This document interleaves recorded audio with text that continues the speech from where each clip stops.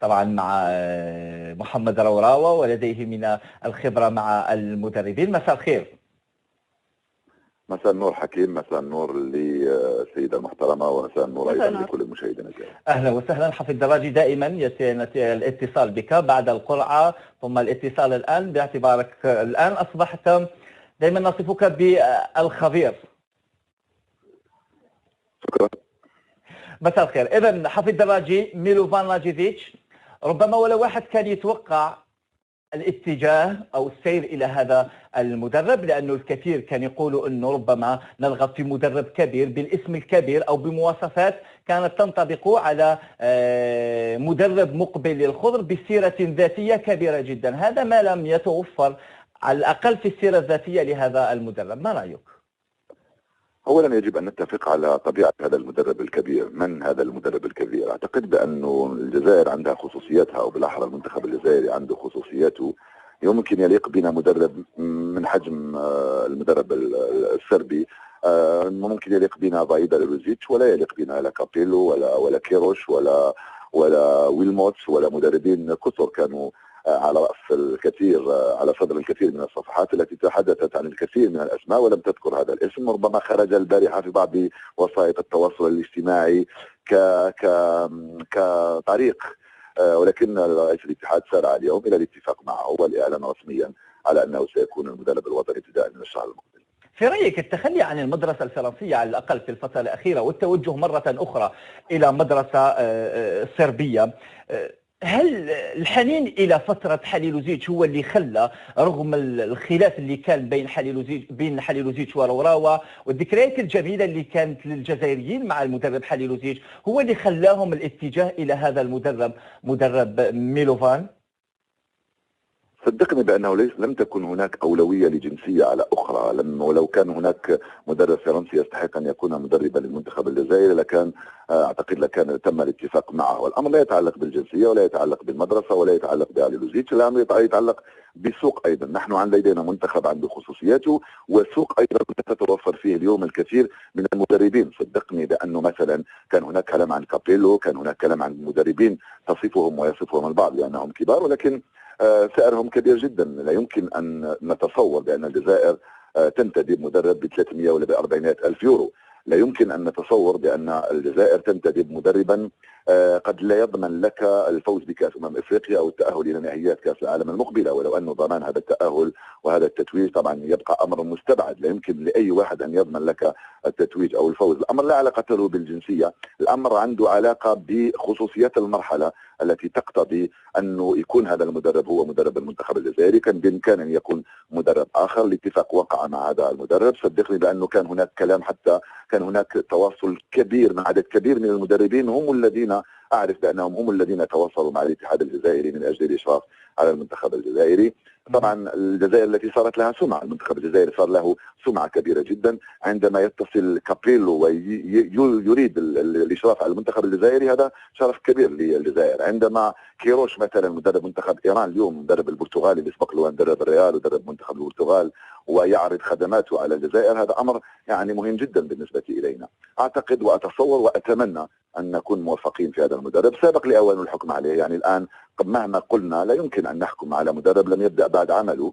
طبعا الشيء المختلف هو أنه لا يتكلم فرنسي، يتكلم فقط إنجليزية. الشيء الجميل هو أنه لن يسمع ولن يقرأ ما يكتب وما يقال عنه في مختلف وسائل الإعلام، طبعا لأنه لا يتقن لا الفرنسية ولا اللغة العربية. هذا شيء جميل من ناحية أنه لا يقرأ أو لا يتأثر ربما بالصحافة التي تكتب عليه، ولكن ألا ترى أنه الآن صعوبة بالنسبة للاعبين الجزائريين الذين لا يتقنوا الكثير منهم ربما الإنجليزية؟ صعب جدا من ناحية التواصل، أم أنه ربما المدرب المساعد هو من سيسهل هذه العملية، أم أن الكرة الآن أصبحت عالمية وبالتالي على الأقل الآن اللاعبين هم الذين يسيرون المدرب، أم الآن انقلبت المعادلة؟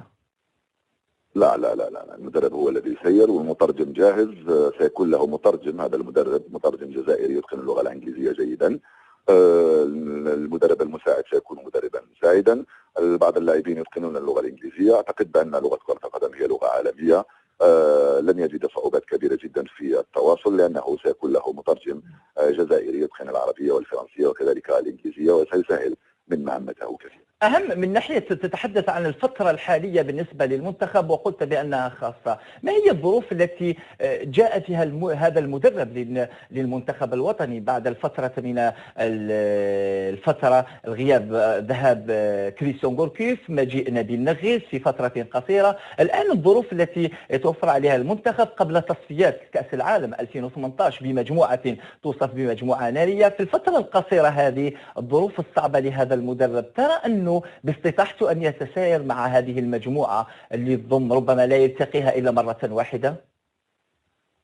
هذا هو السؤال المطروح الآن، هل بإمكانه التأقلم مع هذه الظروف التي نتحدث عنها؟ تعرف بأن الظروف التي أقصدها هي هذا المنحنى التصاعدي الذي أخذه المدرب مع كريستيان غوركوف. اللاعبون بدأوا يتعودون عليه، في وقت بدأوا يتعودون عليه يغادر هو، في وقت بدأ يترك بصمته على المنتخب تحدث له مشاكل في التواصل مع الإعلام ومع الأوساط الكروية في الجزائر. أعتقد بأنه هذه الظرف الصعب الذي أتحدث عنه. الضعف الصعب هو أنه المباراة المقبلة ستكون في شهر أكتوبر، أي نعم عنده مباراة في شهر سبتمبر المقبل في تصفيات هي تكون ودية أمام السيشل، ستتبعها أيضا مباراة ودية ستكون مباراة ودية ثانية في مباراة ودية في الجزائر بعد اللوزوط وتكون فيها مباراة ودية. عنده مباراتين قبل المباراة الرسمية في شهر أكتوبر المقبل، عنده فترة يحاول فيها التأقلم مع اللاعبين. طبعا سيبدأ التواصل بلاعبيه من غد او بعد غد سيبدا شغله لانه يتواصل مع اللاعبين، سيزور الجزائر ايضا لمعرفه الظروف الكبيره المتوفره بالنسبه اليه. هذه الظروف الصعبه طبعا مرتبطه بمدى تقبل اللاعبين ومدى تجاوبهم بسرعه مع المدرب الجديد مع عقليه جديده. هذا الذي نتمنى ان يتم بسرعه كبيره جدا، لانه اول مباراه ستكون في شهر اكتوبر، وتعرف بانه مباراتين في اكتوبر ونوفمبر مهمه جدا اننا نفوز بها لنبدا التصفيات كما ينبغي، لانه مثلا لو نخسر فتكون كارثه كبيره بالنسبه لنا في مباراتين امام الكاميرون ونيجيريا. نعم، هذا المدرب قبل ان اختم معك ميلوفان راجيفيتش لا يملك ربما سيره كبيره، ولكنه يقال انه يعتمد على هذا ما قراناه منذ قليل، يعتمد على الجانب الدفاعي وطريقته مثلما ميزات اعاده او صناعه فريق هكا على حسب السيره الذاتيه التي مر عليها من منتخب غانا وقبل ذلك الانديه التي اشرف عليها سواء في قطر او حتى في السعوديه. يقال انه يعتمد على النمط التكتيكي الدفاعي بعيدا عن الهجوم، التركيز كثيرا على الجانب الدفاعي، وهذا ما يليق بنا لأننا في حاجة إلى تنظيم دفاعي. اليوم نحن نملك وسط ميدان وهجوم من أروع ما يكون. نحن بحاجة إلى دفاع قوي جدا. تعرف لما تلعب في نيجيريا وفي الكاميرون وفي زامبيا لازم لك دفاع قوي، وتعرف أن الكرة الحديثة اليوم يا حكيم ترتكز على دفاع قوي. كل الفرق والمنتخبات الكبيرة ترتكز على منظومة دفاعية قوية. عندما تكون عندك منظومة دفاعية قوية فلا تخاف، خاصة وأن لدينا من اللاعبين المتميزين في الوسط والهجوم ما يجعلنا نتفائل باللعب الهجومي. نعم مشكلتنا اليوم في الدفاع، وإذا كانت هذه هي خصوصيات هذا المدرب فأعتقد بأن الخيار كان صائب، لأننا بحاجة إلى تنظيم دفاعي، بحاجة إلى إيجاد لاعبين يلعبون في وسط الدفاع بالدرجة الأولى، لاعبين كثر 7 8 10 مدافعين متميزين يلعبون هذه التصفيات الدارحة. حفيد الراجي العالمي الجزائري، شكرا جزيلا لك، كنت معنا مباشرة من الدوحة القطرية. شكرا.